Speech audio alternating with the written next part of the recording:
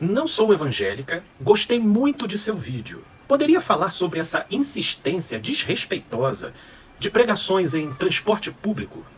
Ô, querida, eu fico feliz por você assistir e gostar dos conteúdos que são produzidos aqui no canal, viu? Vamos lá.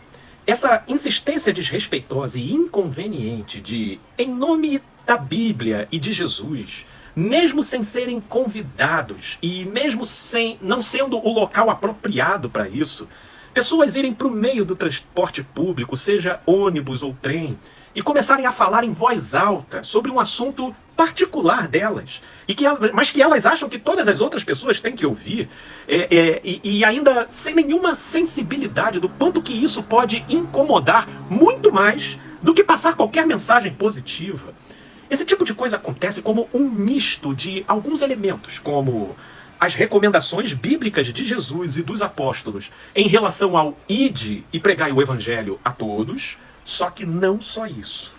É isso, porém associado também com doutrina religiosa, mais tradição religiosa e, como não podia deixar de ser, a famigerada neurose religiosa, onde as coisas raramente ou quase nunca são feitas simplesmente por amor, mas sim ou por medo de punição e do inferno, no modo como a religião propaga a ideia de Deus como um cobrador ranzinza e vingativo, gerando uma sensação de dívida no sujeito e não de amor, sabe?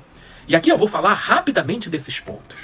Assim como Jesus, sendo Deus, saiu de onde ele estava, nos céus, e se encarnou entre nós para espalhar amor e vida entre as pessoas, assim também, quando de sua partida, ele vocacionou os seus discípulos para que eles também estivessem habilitados para anunciar e compartilhar as boas novas de vida trazidas por ele para todas as pessoas. Mas é claro que esse anúncio e compartilhamento deveriam ser feitos no espírito do modo como Jesus fez. Porque Jesus tinha tato e sensatez. O povo, em geral, adorava ouvir Jesus. Mas quando Jesus não era bem-vindo entre o próprio povo, ele sabia respeitar e fazia isso sem nenhuma crise de orgulho ou de paranoia do tipo, estão me perseguindo. Nada disso. Foi como lá no caso da cidade de Gadara, em Decápolis. O povo lá ficou tão impressionado e assombrado com o que Jesus tinha feito com o endemoniado de Gadara, que eles pediram para Jesus não entrar na cidade. E Jesus respeitou isso e não entrou na cidade. Foi assim também quando ele ia passar por um vilarejo samaritano rumo a Jerusalém. Os samaritanos não permitiram que Jesus passasse por ali, e embora os seus discípulos ficaram invocados com isso, Jesus respeitou o posicionamento dos samaritanos e foi por outro caminho, repreendendo inclusive a insatisfação dos seus próprios discípulos. No mais, onde ele era recebido e havia pertinência para tal, as pessoas afluíam espontaneamente para ouvi-lo. E se Jesus foi recriminado e perseguido, porque foi, por pregar e viver o evangelho no modo como ele fazia, não foi o povo que o perseguiu. Mas sim, sabe quem? Sabe quem? É claro que os religiosos, que invejavam a popularidade que Jesus tinha diante do povo. Ou seja, sempre houve respeito e bom senso de Jesus na sua interação com o povo.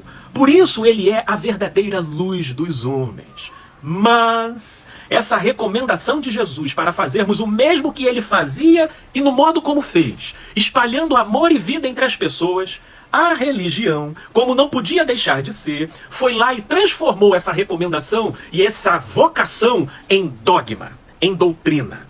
E com isso ela também convencionou uma forma padrão e que se tornou uma tradição no modo de fazer o que ficou denominado de evangelismo.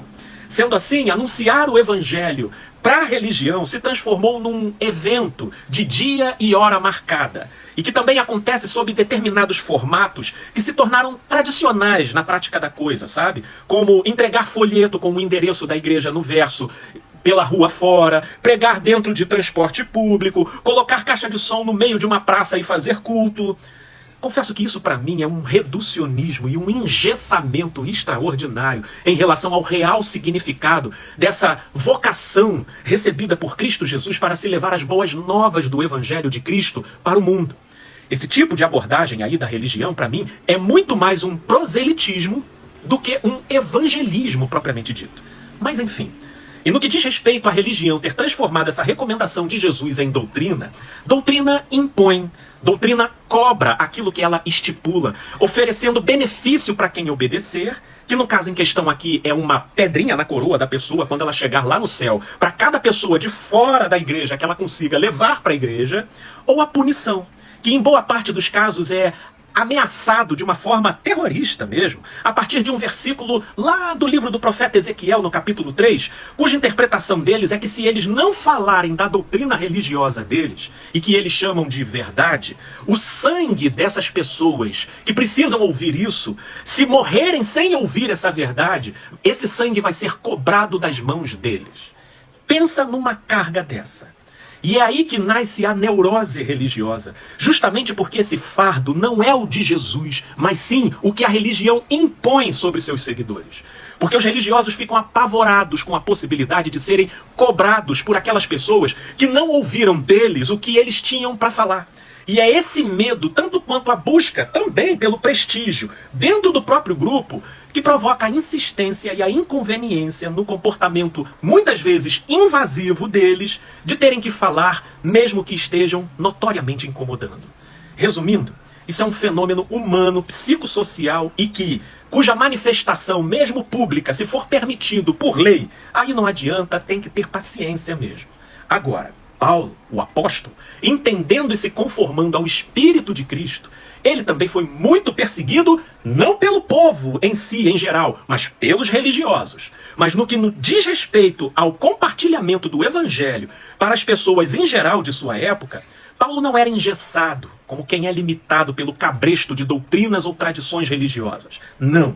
Ele agia de modo inteligente e flexível, onde ele se fazia fraco para com os fracos, se fazia judeu para os que eram judeus, se fazia como quem vivia sem lei para os que viviam sem lei, ou seja, pelo Evangelho de Cristo, e nele inspirado, ele se fazia de tudo para com todos, e nisso havia tato, coerência e, consequentemente, uma receptividade bem melhor dos que o ouviam.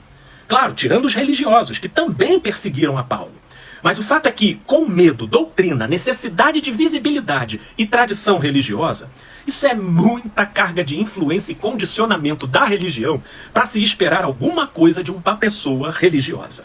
Porque é notório observar que um é o espírito do Evangelho e outro é o modus operandi da religião. Espero ter ajudado. Paz e luz, meus amigos e amigas.